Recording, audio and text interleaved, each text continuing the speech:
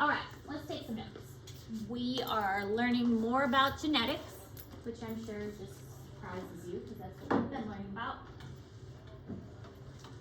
Oh, no. Okay. So we so far have been learning about simple dominance and recessive. Now we are expanding on that, as I mentioned we would, and because it's not always dominant and recessive. It gets more complicated with things called incomplete dominance, codominance, epistasis, and pleopatry. Some of your genetic problems have already mentioned codominance, but now we're going a little bit deeper with these other terms.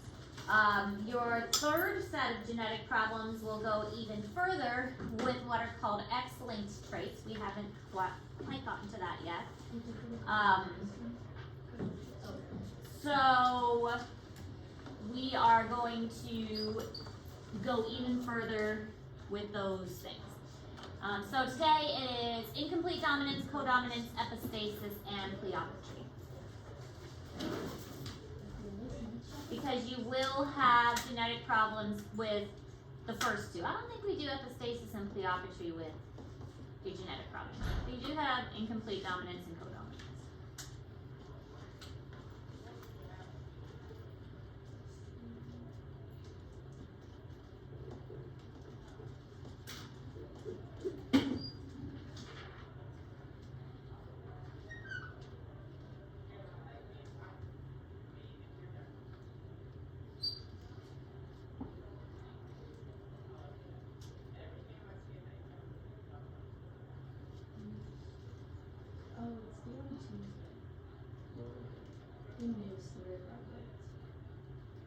The one that we just got in English, yeah. the big one?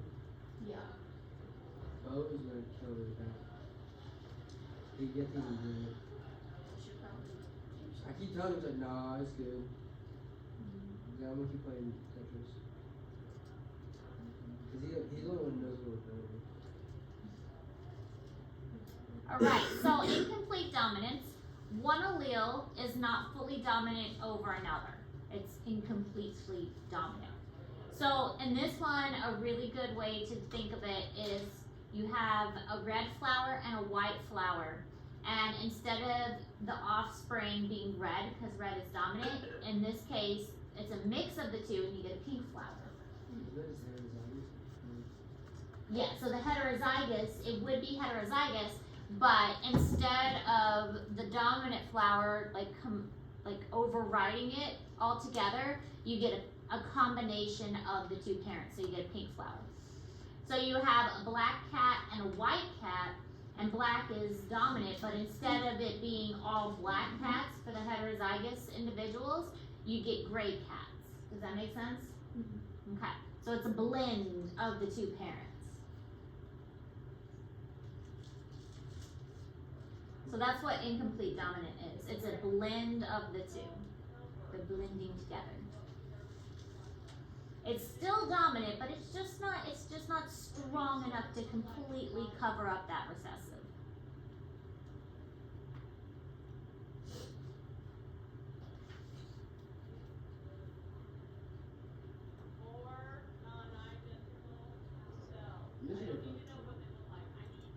What? I could tell something was off with you yesterday. There's something off with you.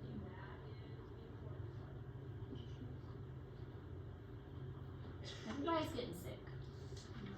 You should just quit school. No. Retired. Miss Edwards is I had a 4-point position last year.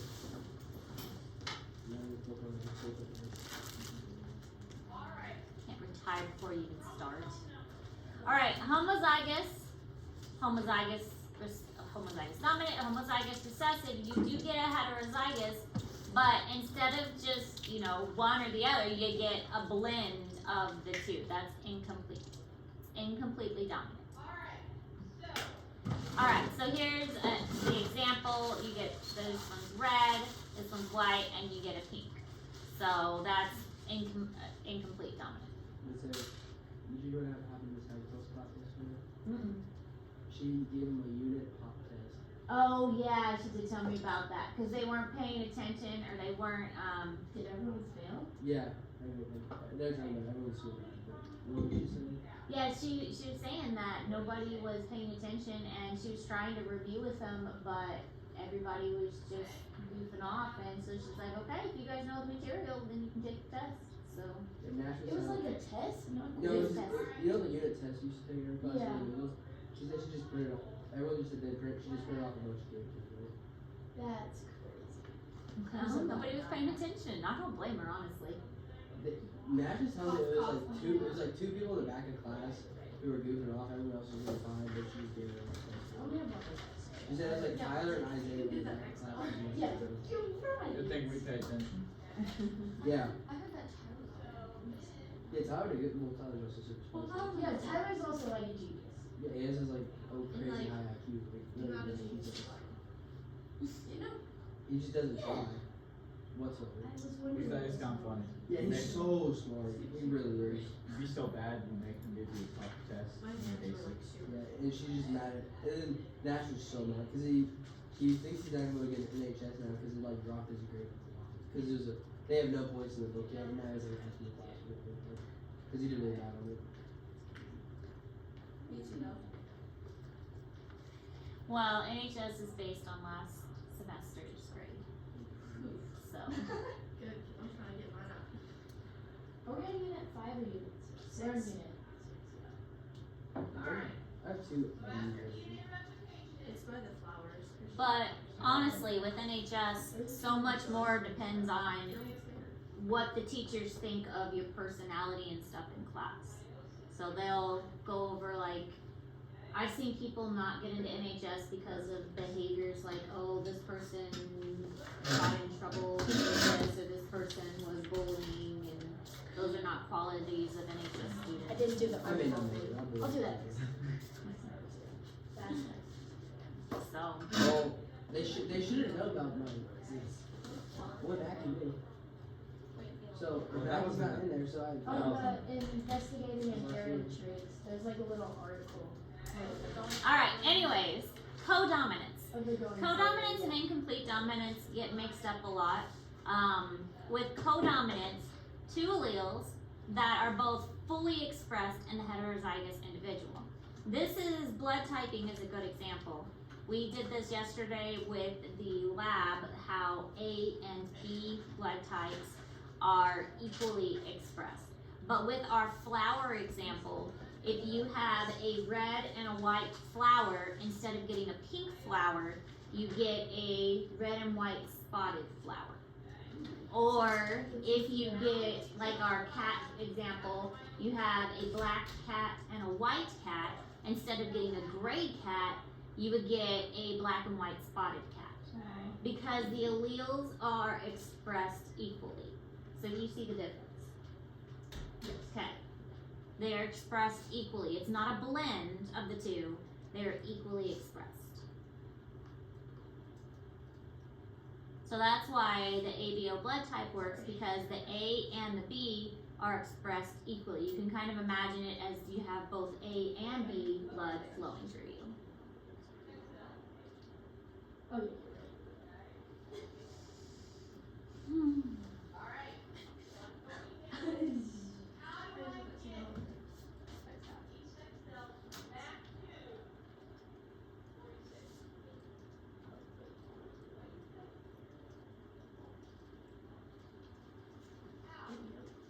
You cannot be a blood type.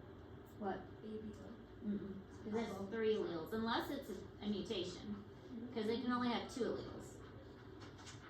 What happens if it's mutated into 3?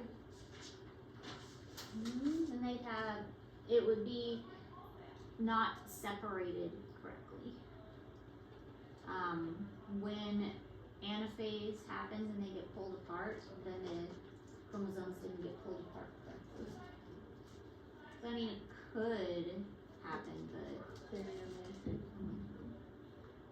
they would have an extra chromosome. Would they have like serious health issues? Or Yeah. They'd have an extra chromosome. to that or they're superhero? Music man.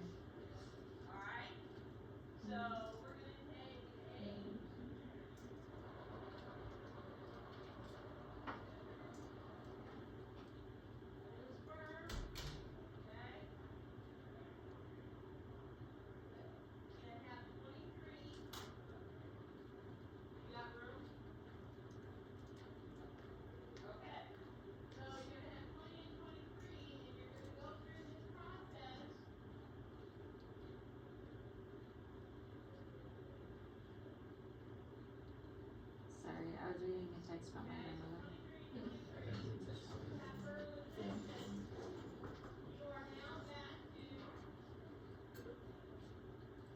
Okay, because my grandmother was in the hospital with a stroke, and so a text came through about how she was doing. So, she had a relapse last night, so we were worried that she had another stroke last night because she was acting really funny, and my sister ended up staying at the hospital with her last night. So, if she's potentially going to go to a rehab center to help her because she's not able to move very well. So she's potentially going to go to a rehab center for 2 weeks today. But if she's not transferred to the rehab center, then I was going to drive to Kansas City to spend the night with her at the hospital tonight. So we're kind of waiting to see if she's transferred to the rehab or if she's still in the hospital, whether I go to Kansas City or not. So that's what I was kind of like reading the update. So anyway, sorry, got distracted. Okay, so this is dealing with the ABO blood type, just like we said, with codominance. So if you have A and B alleles, then the genotype would be AB, and an O allele is recessive. So the only way you can have O blood type is if you have the 2 O alleles, like me, because I'm special like that. You can have the BB or BO, AA or AO, or you can have AB. So there are various combinations of alleles. So with the codominance, like we were saying, I don't know why you have a red cow. I mean, I think that's kind of odd, but I guess so. Strawberry milk. But you would have the red and the white, and it would make a red and white spot. So again, blood types, you can have A or O, AB because it's codominant, B, B or BO, and then OO because it's recessive. All right. So any questions about incomplete dominance or codominance? Not right now. Okay, because now we're getting a little more confusing, a little more complicated, confusing, same thing, with epistasis. Epistasis is a trait is influenced by the products of multiple genes. So multiple genes, many genes influence one trait, okay? So you have one trait, but there are many genes that combine to influence that one trait, okay? So one trait, but multiple genes are influencing that one trait.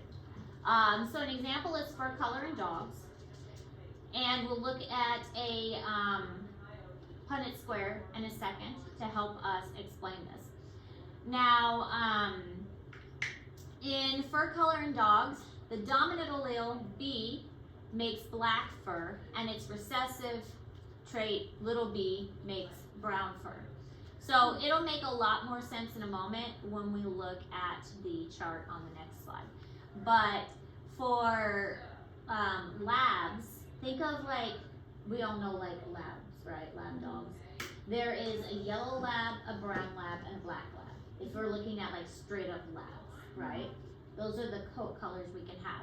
A yellow lab, a black lab, or a brown lab. For labs, what is the color of lab you see most often? Black, or sometimes I see a lot of brown. yeah. But black is the spotted one. Blue tick hounds. That's not black. But it's not a lab. If we're thinking straight lab, black is the more common one. So if we go to our pedigree chart here, well, we'll look at the pedigree chart. Yeah, aren't they cute? Black, brown, and yellow labs. Black, brown, and yellow labs, okay? These are the 3 real coat colors. Like, again, if we're talking 100% lab, okay? So, looking at the chart, black labs are more common, okay? And that's what we kind of agree on. Because with epistasis, they have to have a big E and a big B in order to be black labs. They have to have a big E and a big B. So any combination that has a big E and a big B, they're black. Okay. In order to be a chocolate colored lab, okay, there are 3. You can have a big E and it has to have 2 little b's. Okay? Any combination that has a big E and little b's, that creates a chocolate lab. And then the yellow only has to have 1 big bee. It doesn't matter. 2 little bees. Or It 2 has big to have bees. 2 little b's. Oh, Yeah. okay. It doesn't matter about the bees, because see, look, it can have little bees or big bees. To get a yellow lab, you have to have 2 little bees. Okay. See, so that's how epistasis works. With epistasis, there are 2 traits, but the 2 traits are only affecting 1 phenotype. Multiple traits affecting 1 phenotype. Okay? And here it is, we're looking at, this is like the comb here, this is called comb in Oh, yeah. chickens. Mhm. Yeah? Multiple traits affecting the comb in chickens. For this one, this is called walnut. And you have to have a big R and a big P. If you have a big R and a big P, you get this shape.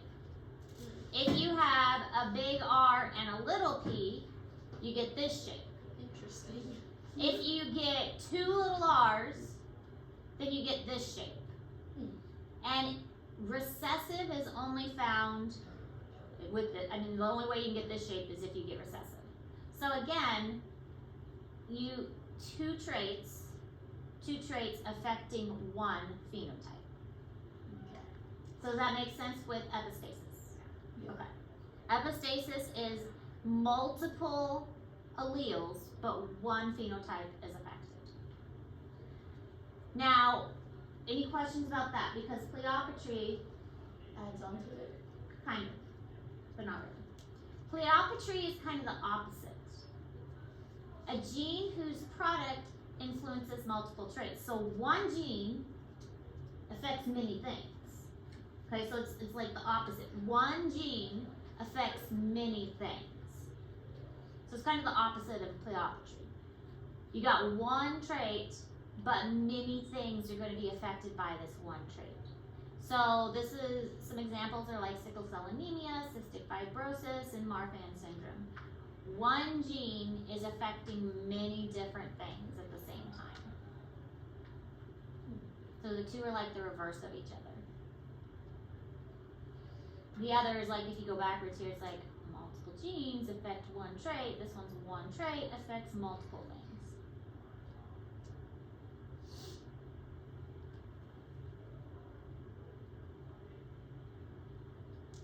So some examples, here's Marfan syndrome. With Marfan syndrome, you have 1 gene that's affected, but with this 1 gene that's affected, you have all these different characteristics. You have a person that's chest is kind of like collapsed inwards. Their arms and legs are like extended really long. Their hands are really long too. I wonder if no, it doesn't. But like they can do this thing with their thumb where they bend their thumb over and their thumb extends like out here. It's like, my thumb can't do it obviously, but their thumb comes out like this if you have Marfan syndrome. Because their thumbs are and their hands are extra long. So it just makes everything longer? Kind of. It's because their connective tissue is like extra stretchy. Their body is elongated. They typically have eye problems. Abnormal heart sounds. They have curved spine.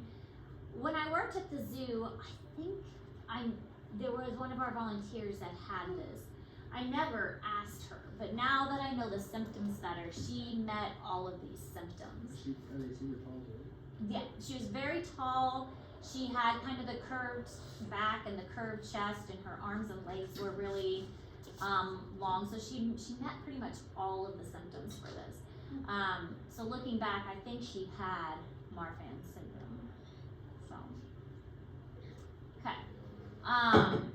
So any questions about that? Pleiopatry versus epistasis. Okay. So then there is also phenotypes that can be affected because of environmental.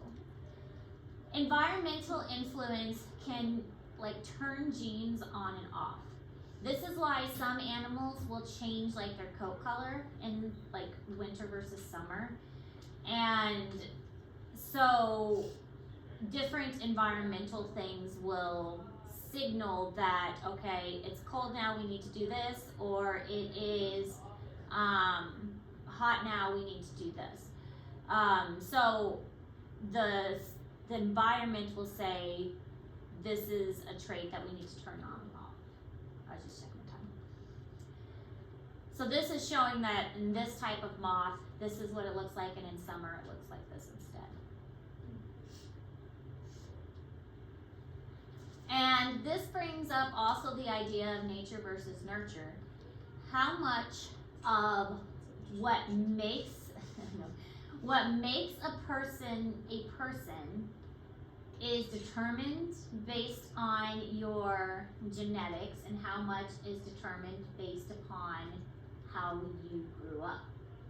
So there was this really horrible person named Hitler who thought that this was an interesting concept. Like, so he took twins and identical twins who we've already established identical twins are clones, and he separated them, and he would raise one in one environment and raise another in another environment. Like the good and the bad. Yeah. And say, well, let's see what happens. They're genetically the same. Let's raise them in these different conditions and see what would happen to them. First of all, don't do that. Don't experiment on people. Bad idea. But he was Hitler, so he could do what he wanted. So it was shown that even though they were genetically identical, raising them in different environments did have a significant impact on them.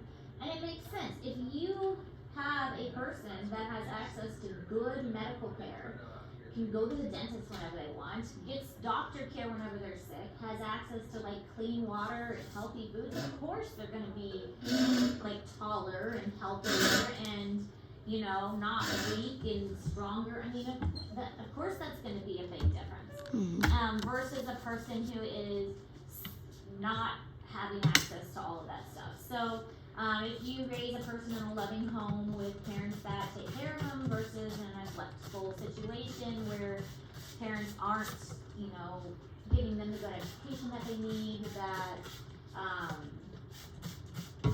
that's going to make a big difference. So what has been shown is that nature and nurture are both important for growth. Your genetics do play a role in what makes you who you are, but the environment that you're raised in also plays a role in who you are.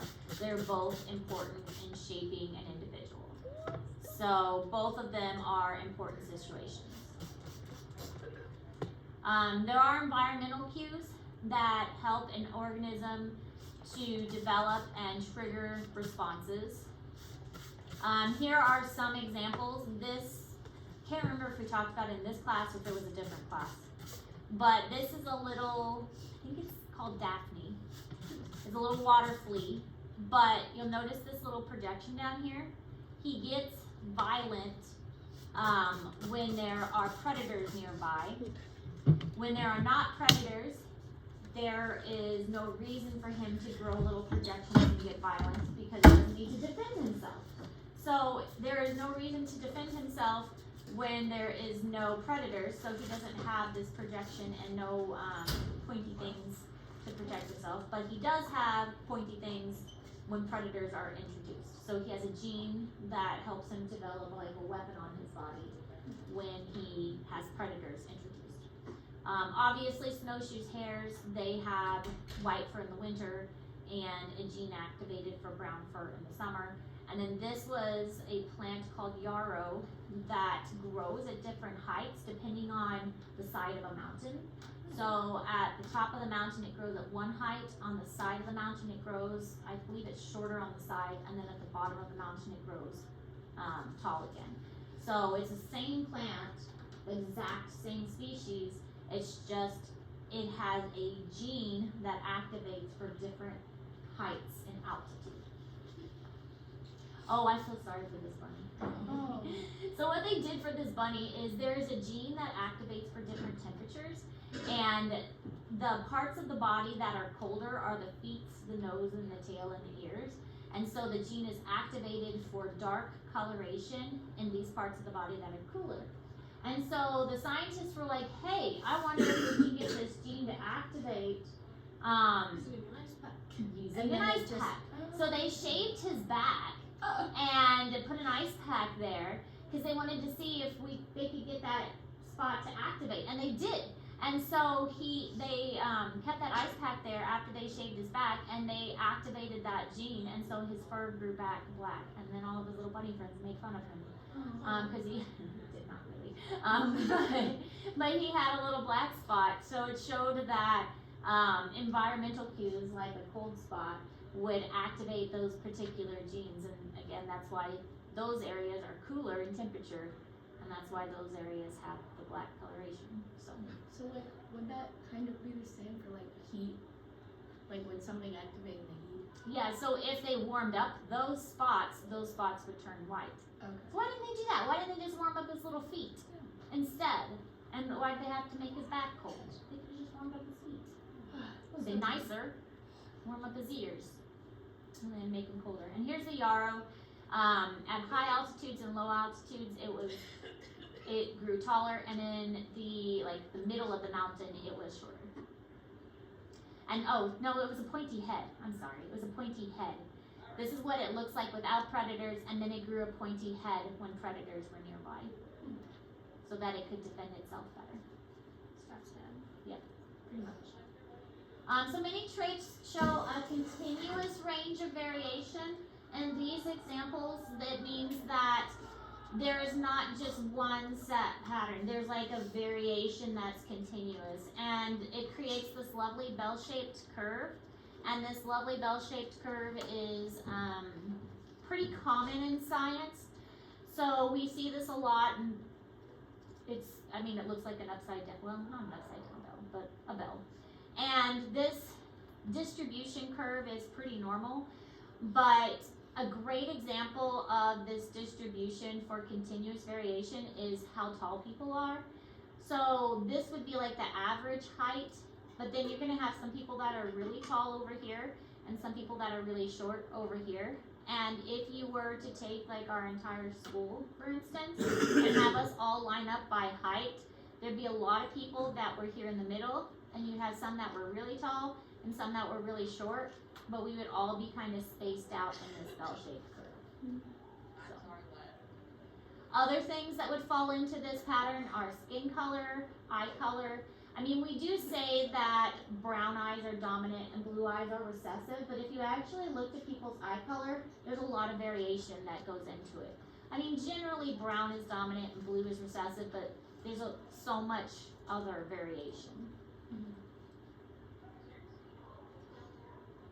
But the more genes and environmental factors that influence a trait, the more continuous variation there's going to be. Face length in dogs.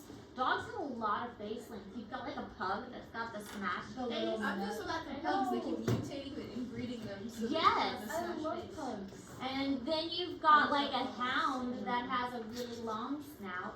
So there's all this variation in between. And then again, human skin color, there's a variety of skin color that would be all over this range, like really dark skin to very light skin. And then human height would be all over that range too. I'd be at the top. For height? Yeah. False number. I have to take that up with Cody. If you've ever seen the tallest person and the smallest person, Yes. Yes, the the lady 2 and foot the and the little, 8 foot. oh, they're Yeah. so cute when they're together. Uh-huh. She looks like a little doll next to that really Yeah, tall I lady. see that a couple years ago though. What? The tallest person. Oh, she did? No, not she. Oh, The guy. I think he died. oh. But I was talking about the tall lady because when the Oh, tall the lady. lady? Well, there is a tall lady. Oh, yeah, there is. There's a tall lady, and she gets with the short lady, and they're so cute when they're together because they're friends. Yeah, I know what you're Remus, talking about. The tallest person Remus, ever. he was 7'1". The tallest guy. He had glasses and stuff. I think Oh, I know who I you're have talking seen about. He probably has that work thing you're talking about. That was like aliens. And super. And then the woman is 2 feet. Yeah. 7 inches. The women. 7. Yeah. They're so cute together though. Yeah. So here's a continuous variation. They're sitting on bleachers, but you can see it makes a a bell curve. They have been organized by height, and it's just kind of fun to see that it's actual in real life. They make a bell curve. They measured everybody and then had them sit. I mean, that's not going to be exact. I mean, here's not perfect, but generally it works out. Yeah. And then dog face. That's cute. No kiss. Alright. Okay, Is that it? that's it for today. Huh. Next unit, well, we're still in this unit, but then we're going to talk about genetic diseases. Ooh. Diseases and disorders is coming up next. So there are a lot of diseases and disorders that go with genetics, and so this unit has 2 chapters. The first chapter is how to do Punnett squares, monohybrid, dihybrid, all that, and then the second chapter in this unit is genetic diseases. So that's what we're going to get into next. So, yep, it's pretty interesting.